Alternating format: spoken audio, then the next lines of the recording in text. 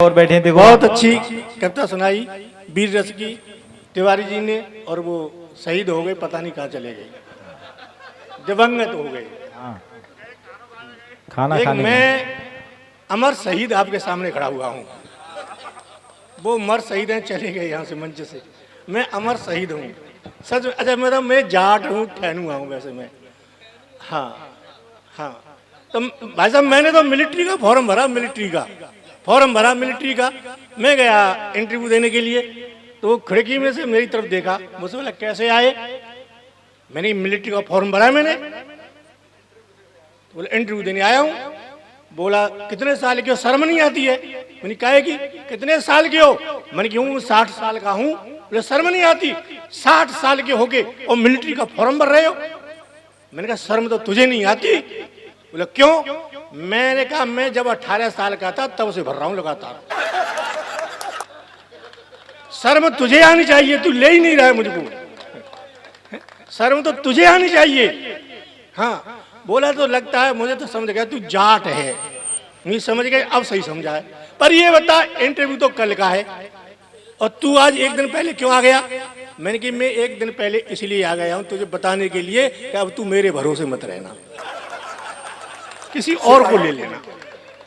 बोले नहीं अब तो लूंगा, तू जाट है, कारगिल का युद्ध हो रहा है पाकिस्तान से, जा और जाट रेजिमेंट में कुछ करके दिखा, मैं तुझे ले लूंगा।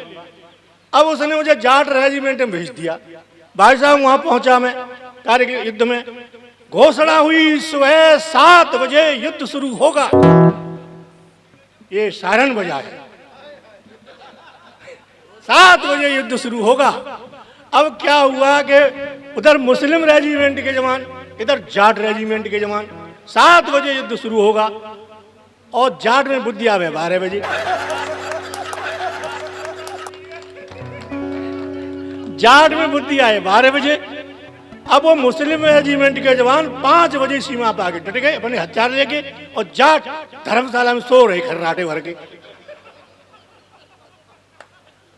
अब जब सो रहे तो मैंने कही वो सो रहे हो तुम, चलो वहां युद्ध होने वाला है। तो ये खड़ा हुआ, बोला भाई साहब गलती हो गई। उन्हें क्या हो गया? कि कारतूस के डिब्बा की जगह खाने को डिब्बा उठा लाया हूं मैं।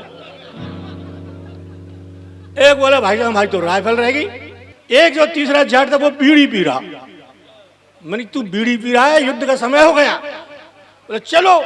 अब मैं पहुंचा, मैं आगे, उधर मुस्लिम रेजिमेंट का जवान बैठे, इधर जाट रेजिमेंट का पहुंचा। बोले यार आ गए जाट रेजिमेंट, आ गया, तैयार हो जाओ। तो मुस्लिम रेजिमेंट से एक मैं जाके खड़ा हुआ, तो मैंने जाते जाते कहा, मैंने कहा शमसुद्दीन खान।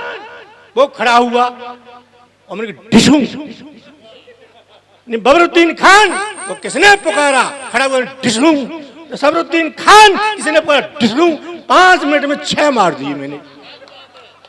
जाट रेजिमेंट इसे कहते हैं। अब वो मुस्लिम रेजिमेंट के लोग बोले जैसे ये हमारा नाम ले लेके मार रहा है हम भी तो इसे मार देंगे इसका नाम लेके। बोले मार। बोला सबरस मुसानी। मैं समझ गया मुझे चटका देगा, ये मुझे चटका देगा, क्योंकि मेरे दम मुझ पर खेल रहा है। और मैं वहीं झुक गया। 5 मिनट के बाद मैं खड़ा हुआ। मैंने कहा मुझे किसने पुकारा? वो खड़ा होकर बोला मैंने।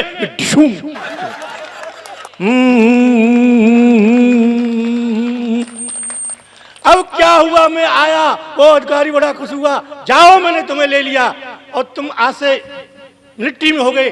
पर एक आपको और काम करना है। मैंने क्या? कि आपको देश के लिए खून देना है। मैंने दूंगा। अब उससे बोला कि परेड करनी है। मैंने करूंगा। चलो। अब वो 250 सिपाही परेड में लाइन में लगे हुए, मुझे खड़ा कर दिया बीच में। परेड होगी।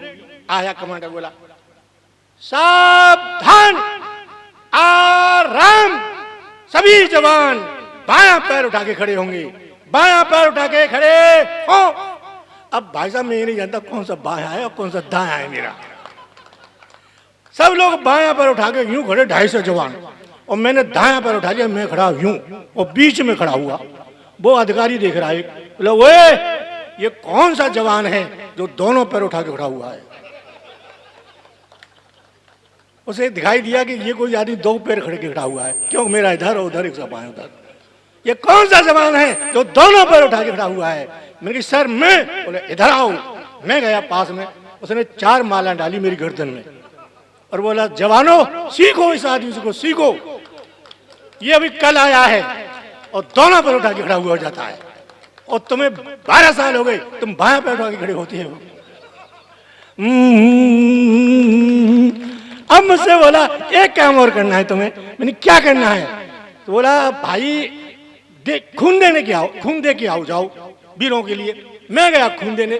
डॉक्टर बोला कैसे आए? मैंने खून देने आऊं। बोले तो में खून है ही ना। मैंने कहा डॉक्टर देशभक्ति का जुनून है, मेरे जितना भी खून है मैं खून दे के जाऊंगा। बोले ठीक है, रक्तदान का फॉर्म भर। मैंने रक्तदान का फॉर्म भर दिया भाई साहब। अब उसने मुझे बेड पे लिटाया, एक सिरिंज लाया, एक खाली बोतल लाया, नीचे बोतल रखे और उसमें नली डाल के सिरिंज ले करके और लगा करके मुझसे बोला मैं खाना खावे जा रहा हूँ। मैंने कहा क्यों? बोला परसों लौटूंगा। मैं डॉक्टर तू परसों लौटेगा और मैं मर गया तो?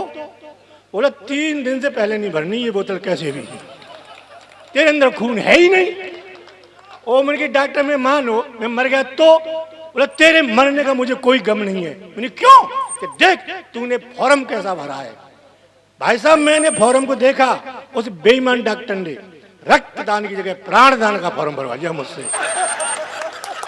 प्राणदान का फॉर्म भरवा लिया।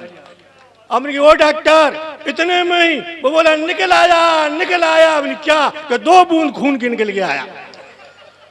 अब 2 खून मैंने देखी अपनी बोतल में। भाई साहब मुझे होश नहीं रहा और मैं बेड से नीचे गिरा धड़ाम। तब डॉक्टर ने मुझे होश में लाने के लिए 3 बोतल खून चढ़ाया मुझे और मुझसे बोला लेवे आयो को देवे आयो।